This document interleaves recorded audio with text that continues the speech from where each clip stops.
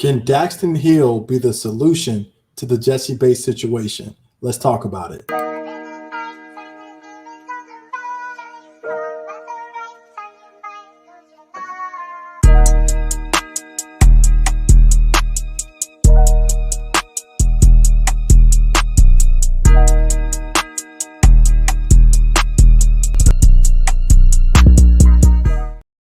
What is up, Who Dey Nation? It's the 513 on the Wincinnati podcast. I'm your host, just Eric, and happy Monday to everybody out there. We hope you enjoyed the weekend, got off your feet, fired up the grill, spent some time with loved ones, and just enjoyed the weekend all together. We got a very, very spicy topic today, and a topic that mostly everybody has talked about across Bengals Nation, but I wanted to talk about it, right? I wanted to talk about Jessie Bates. I wanted to talk about the outlook with potentially Daxton Hill because I think it's important. Anytime you talk about Jessie Bates, I feel like you have to talk about Daxton Hill because two reasons. One, there's a potential that Jessie Bates will not be a long-term Bengal.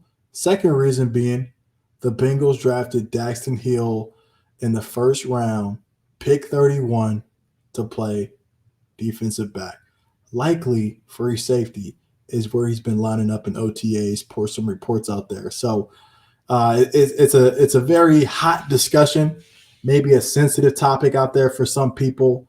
But let's get right to it because I know we kind of did a little fluff in the beginning, but let's get right to it. Jessie Bates is due to be paid or get a long-term deal. Right now, the Bengals have franchise tagged him, and the signs of getting a deal done do not seem to be in sight. So really, from a fan perspective, you got to hope, right? There's two scenarios, right? Well, there's a couple different scenarios, but I think the two scenarios that I want to happen, or as a fan, the outcome you want to take place, you want the Bengals to get a long-term deal in place that's beneficial for the player and also the team. I've heard, I don't know for sure, I don't have any sources or anything like that, but the numbers or guaranteed numbers may not be exactly what him and his team are looking for.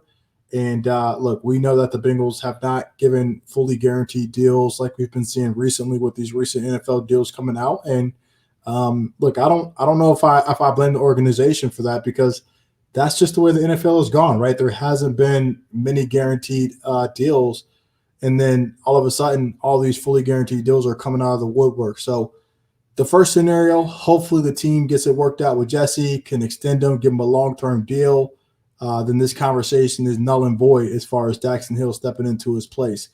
The second scenario, which probably isn't the favorite for a lot of fans, but the realistic nature is, hey, if Jessie is not going to play on the tag, which I wouldn't blame him if he doesn't because you risk injury, there's an opportunity or potential that he could be moved to a different franchise in a trade. And look, this isn't the first scenario I would go with, but if it does happen to be the route that they have to take, you got to do it, right? You got to move on from Jessie if he doesn't want to play on the franchise tag and you can't come to a deal because it'll be beneficial for both parties. Let him go get paid and get some draft capital or maybe a player and some draft capital that could help you now or in the future. So hopefully it's a player if they do end up moving on from Jessie Bates because I think the Bengals are in win now mode. We can't be banking on draft picks, but I think it's something that you really got to think about and really look into both scenarios as a fan. And when you're talking about Jessie Bates, the worst case scenario I think in this whole thing is if they can't come to a deal, Jessie Bates holds out, and the Bengals don't budge on moving him. I think that would be the worst case scenario for both parties, and I think it will leave a bad taste in Jessie's mouth and maybe some folks across the team as well too. So you got to hope that situation doesn't happen. I think we saw some key players get moved this offseason. Tyreek Hill, really a lot of key players got moved that were probably, in my opinion, key contributors to the team. And really, at the end of the day, it's a business. So, I hope that's not a scenario that takes place, but I do think it would be worst case scenario. And look, it's not off the table, right? It's not off the table that something like that could happen, and you got to hope it doesn't. But Jessie Bates is no doubt, like I said, a top safety in the NFL, right? This past season, he didn't have his best season, and we can talk about the numbers a little bit, right? Back when he was first drafted in 2018, he had a 63.3% completion percentage. He had 3 interceptions his first year. Second year with the Bengals, he allowed a 62.5% completion percentage. 3 interceptions again.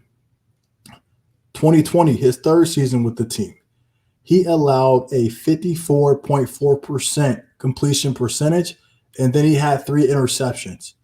And then most recently in 2021, he allowed an 80% completion percentage and had 1 interception. So, yeah, he definitely regressed a little bit this past season. But, the reality is that Jessie Bates is a top player. And this past season, again, he had his worst season to date with the Cincinnati Bengals. But when it really did matter in crunch time in the playoffs, Jessie Bates played his tail off, right? He played at a high level. He forced some key interceptions.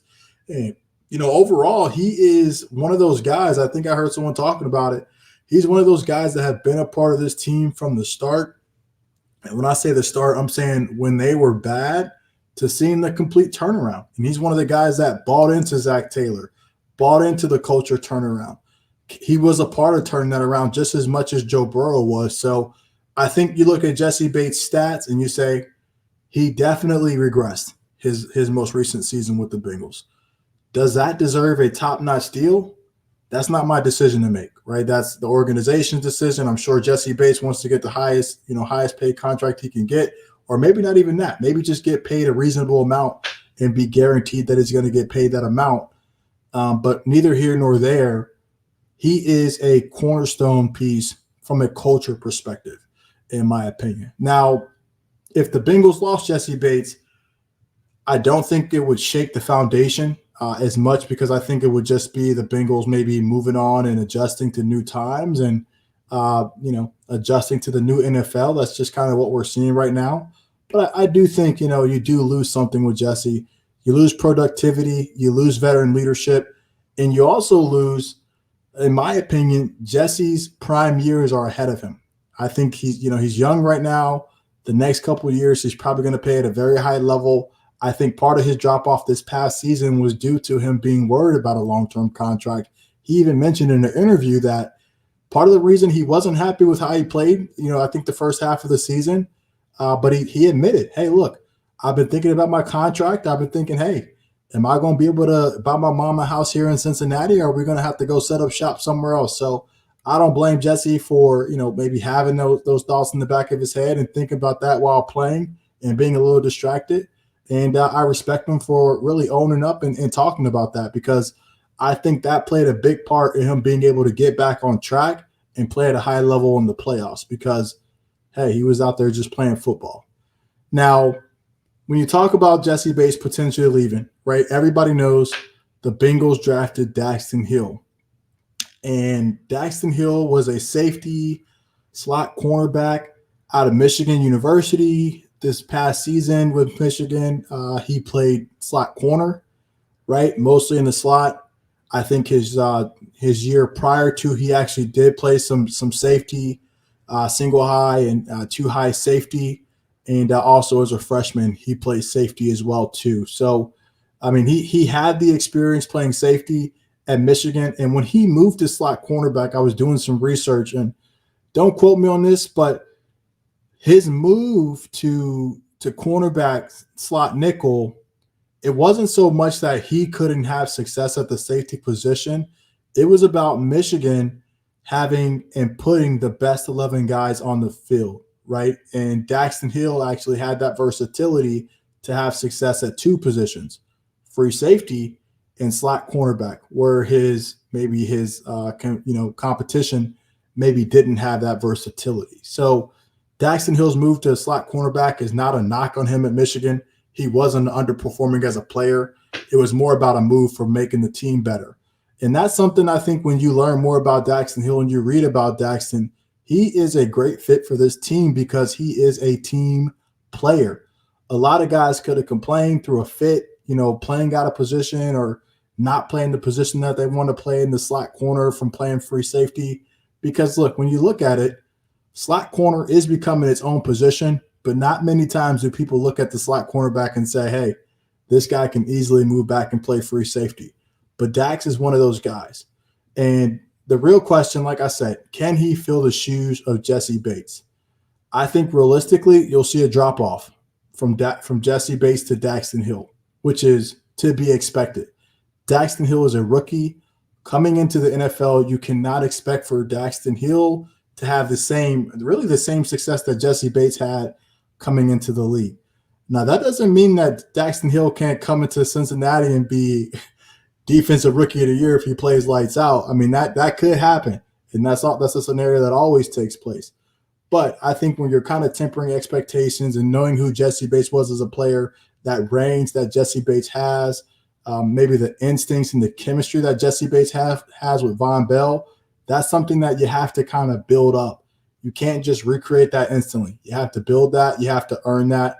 And you have to really earn that trust of not only your coach, but your teammates. And that's something that Daxton Hill is getting the opportunity to do right now at OTAs. I haven't heard much about, his performance and how he's doing at OTAs. I think it's kind of, a lot of 7-on-7s or just drills and stuff like that, getting ready for camp. But what I do know is the things that Jessie Bates already has, as far as chemistry, leadership, those things were earned by Jessie. And he was with the team a long time, 4 years, right? That's a long time to be with an organization, and everything that he had and that he's done, he earned that the hard way. Now, Daxton Hill, in my opinion, coming out of college is, well, not even an opinion. Statistically, and the facts are he was a higher rated player coming out than Jessie Bates was, right? Jessie Bates was drafted in the second round. Daxton Hill drafted at the bottom of the first round. But there were some experts out there that said that Daxton Hill could have been picked as high as 18 or 15 in this year's NFL draft. So the Bengals got a steal. And the reason they got a steal is Daxton Hill has Swiss Army knife capabilities. He can play the free safety. He can play two high. He can play single high. He can play slot, CB. And in college, he actually did line up on the outside at the cornerback position every now and then. Now, I don't expect him to play cornerback for the Cincinnati Bengals, but what I do expect him to do for this team is provide some versatility and defensive disguises that they may not have privy to with Jessie Bates. Now, come on me with this journey. Daxton Hill in high school was one of the most talented high school players coming out of Oklahoma, right? I think he was Gatorade Player of the Year. So he was an elite athlete in high school. I think he ran a 4.3 in high school, which is insane. You watch his combine, you watch, the way he moves, he's very fluid. And then you turn on his tape and you watch the way he plays. He plays just as fast as he runs. So this guy is an elite athlete, an elite talent, and really getting with Lou Anarumo, a good coach that we know that Lou is. He was a defensive backs coach. So, he's defensive coordinator for the Bengals, right? But he loves his DBs. And he's going to coach Dax up. He's going to put him in positions to be successful. And Daxton Hill also has Von Bell, Mike Hilton, Chidobe Awuzie, and believe it or not, Eli Apple to lean on for advice to get better and to grow as a player. I do think Dax can step in and fill the role that Jessie Bates played. Maybe not at the level that Jessie Bates played initially, but I think when you're projecting, talking about the future and what Daxton Hill can bring, the expectation, in my opinion, is that Dax might be able to either play at the same level that Jessie Bates was at or even exceed that. And I'm not talking about Jessie Bates' most recent year where he allowed 80% completion percentage. I think that's an anomaly. And I think when you look at Jessie Bates' career after, this year and forward, I don't think he'll ever allow another 80% completion percentage year. I just think he had an off year in the beginning of the season, and you saw him in the playoffs really play to his potential and who he was as a player. But saying all that to be said, I think Daxton Hill brings a lot of things to the table that Jessie Bates doesn't skill-wise. And I think if used correctly, if coached up correctly, Daxton Hill could be on his way to being one of the top defenders on this team. So can Daxton Hill be the solution to the Jessie Bates situation? Sorry, I can't talk. Of course he can.